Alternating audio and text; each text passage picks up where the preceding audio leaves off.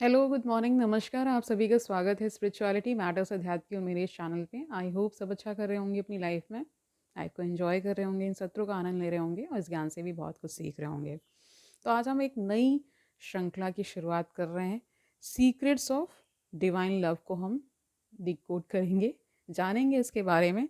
आज जो हम टॉपिक ले रहे हैं, छोटा सा टॉपिक है, हु क्रिएटेड गॉड। बहुत सारा आज के परिवेश में हम जान रहे हैं, बहुत सारी इस पे चर्चा हो रही है कि किसने, है ना, हु क्रिएटेड गॉड, किसने खुदा को बनाया है ना। इसके बारे में थोड़ा सा जानते हैं कि यहाँ पे ए हेलवा राइटर का नाम है, वो क्या कहते हैं, इसके बारे में थोड़ा सा जानते हैं। शुरू करते हैं आज का session.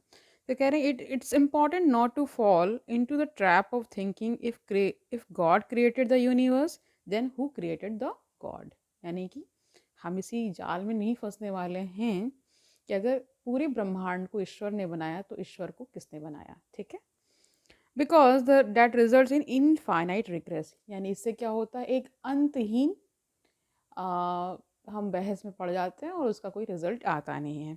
You must understand that God and the universe are vastly different from the vantage point of our physical reality. Time, matter and space are seen as a continuum, यह जो भी पढ़ लीजिए, in that they came into existence simultaneously. तो यहाँ पे कहा जा रहा है कि जैसे मैटर है ना, रियलिटी, फिजिकल रियलिटी है, टाइम है, स्पेस है, ये सब क्या है, एक कंटिन्यूअस उसमें है ना, कहीं कोई रुकावट नहीं है।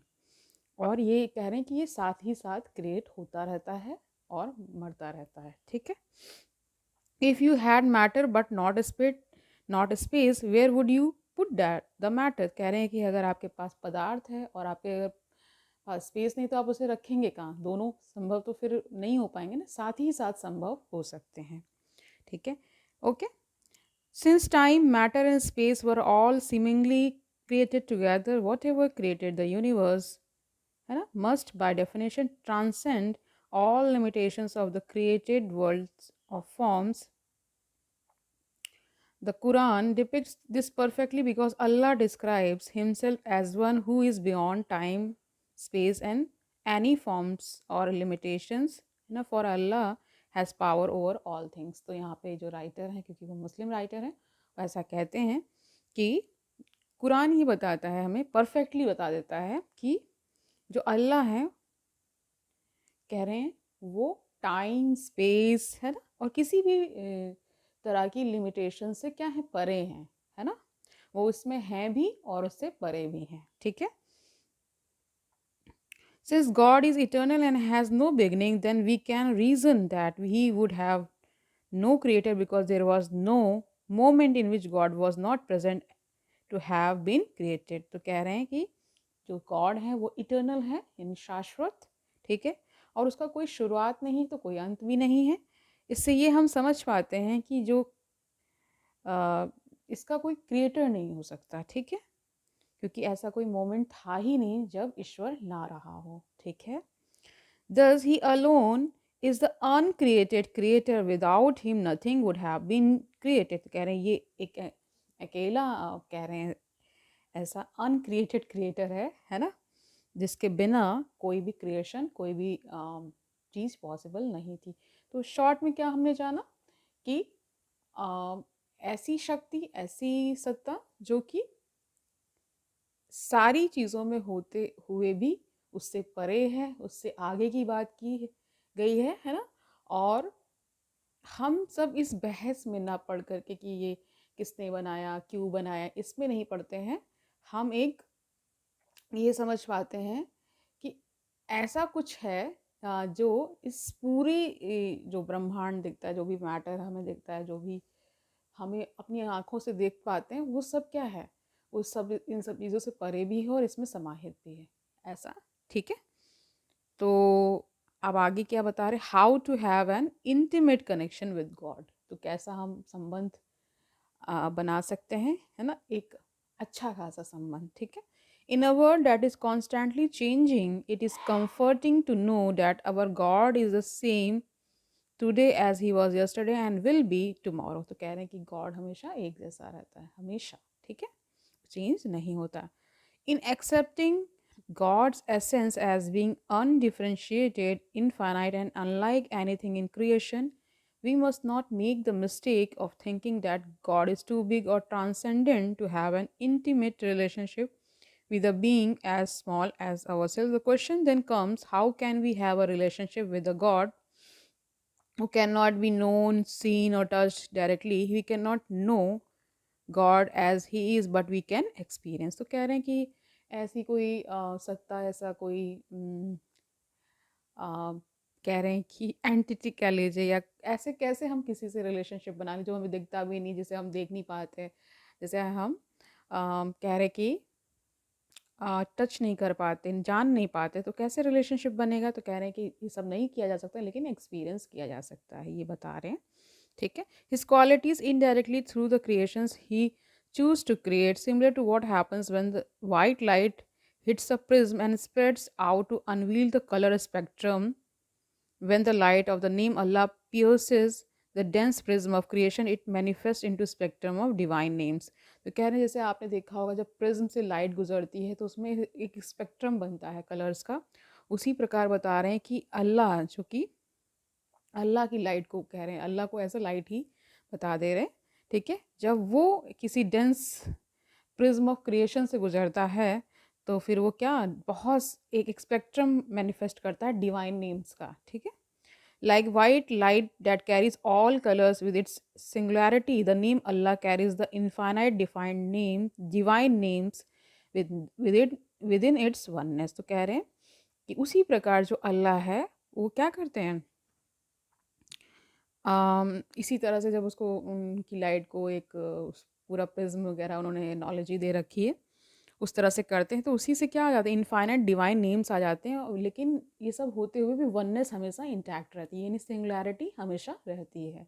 ठीक है, however, since singularity, unity, and oneness cannot entirely be comprehended by the human mind, Allah reflected his singularity into the multiplicity of creation through the manifestation of his divine names, है ना?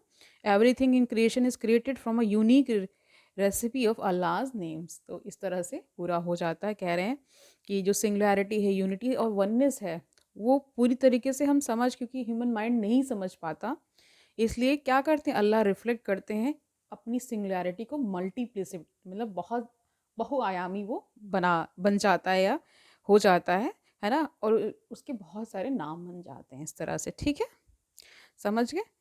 कह रहे everything in creation is created from a unique recipe of Allah's names. तो इस तरह से हो जाता है।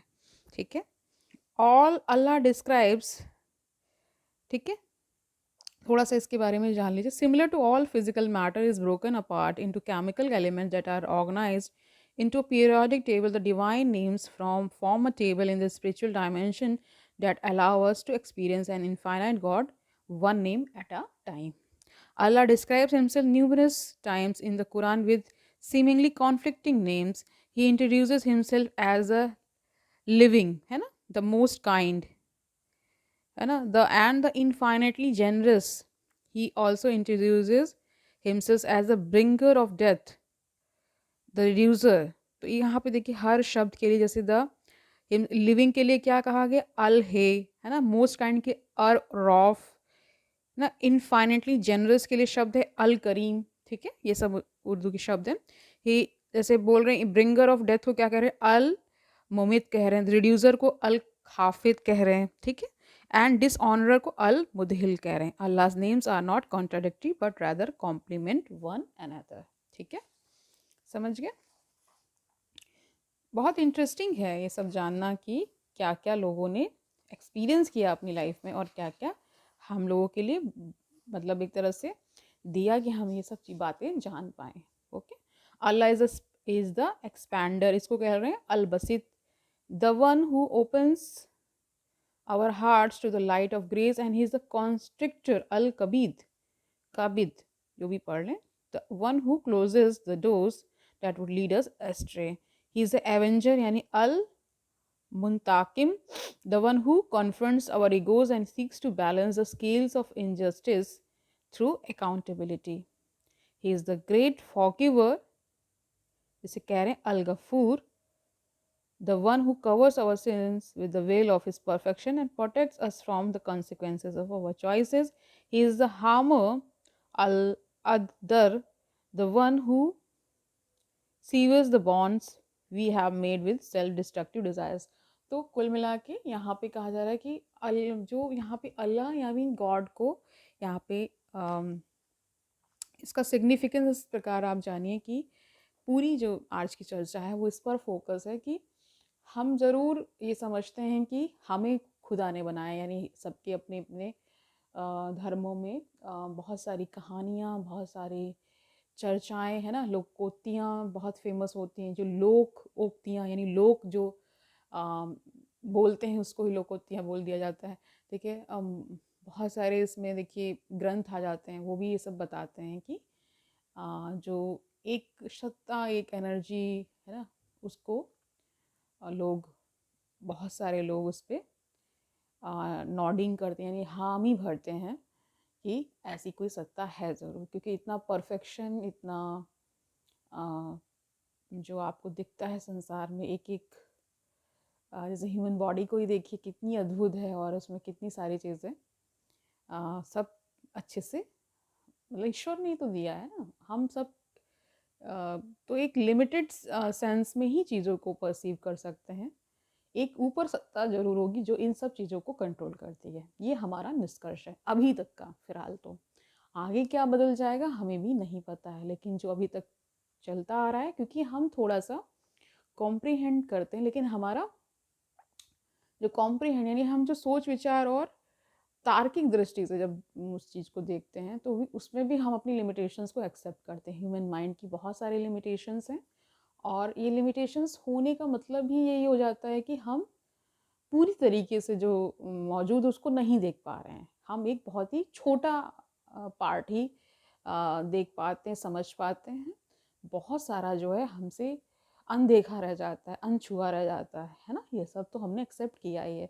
और अच्छी चर्चा उसे ही कहा जाता है जब आप अपने डायमेंशंस को, है ना, अपनी, कह सकते हैं अपने एक तरह से दायरे को भी बताते हुए चलें कि अभी तक इतना ही हमने जाना है, बाकी आगे कुछ पता चलता है फिर हम वो जानेंगे, वो भी जान लेंगे। अभी तक जितना पता है वो हम बताते हुए चलते हैं।